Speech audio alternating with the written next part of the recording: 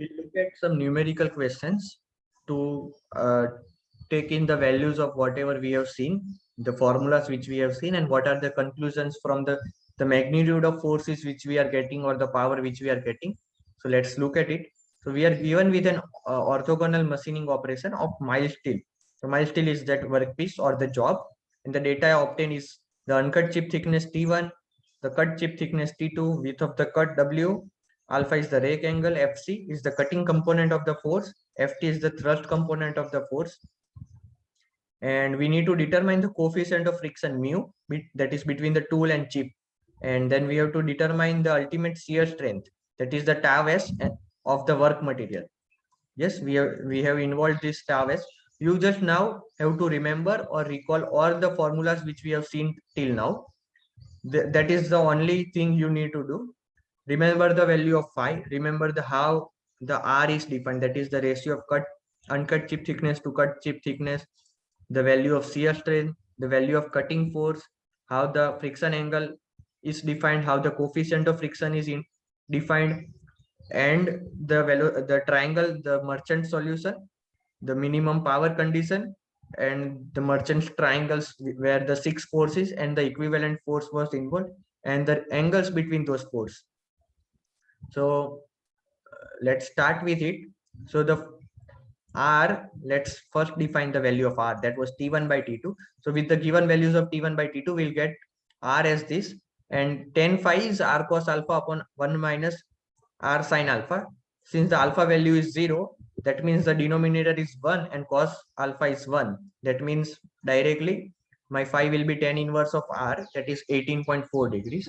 Now to find the value of mu, that was defined as f by n. So f and n, I'm again counting or calculating with respect to fc and ft. These are again coming from that velocity, the force triangle itself. So fc sin alpha plus ft cos alpha upon fc cos alpha minus ft sin alpha.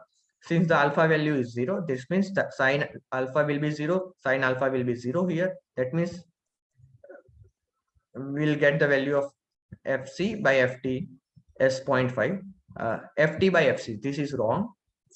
Actually, this is correct. I can write this, right? And now my fs will be the force, shear force will be shear strength into area. I want to find the shear strength. So I found one of the thing, the friction coefficient value is known. Now how will be the area? Area will be wt1 by sin phi, which the w, the width, into t1 by sin phi was the perpendicular length. So that a is found. Fs I can find again from that Merchant solution or Merchant circle. So I have found that value. Now tau s will be directly coming from that fs and area value. So we have found one of the method to find the value of those two required angles. Now the other method can be, we can make a circle, that was the Merchant circle. Sorry. So I can make that circle. Okay. And we have known the values of fs, ft. So whatever things are known is fc and ft, fn, fc and ft. So those are the two perpendicular forces. So, and we are given with the value of lambda. We are given with the value of alpha, which is 0. That means this f will be perfectly aligned and n will be perfectly aligned, this horizontal and perpendicular, vertical. And we are given with the mu value. So we have to find the mu value. So that will directly come from this angle lambda, and that angle is same as this angle lambda because the alpha value is 0. And how can I get the lambda? So we are given with this fc and ft. So you can directly visualize using this circle. And fs, so how the fs will come? So we know fc value, we know ft value, so we can find r value, or we can just measure the r value from the circle directly. We can measure the value of fs directly, and we directly have the value of fs. We can find the value of area and get the shear strength. So this is another approach where we can find or draw the Merchant circle and directly get the values. So that's all we have. We'll stop over here. We can also get the value of mu that is f by n from the circle itself. Once we have made the circle, how can I make the circle? We decide a center point.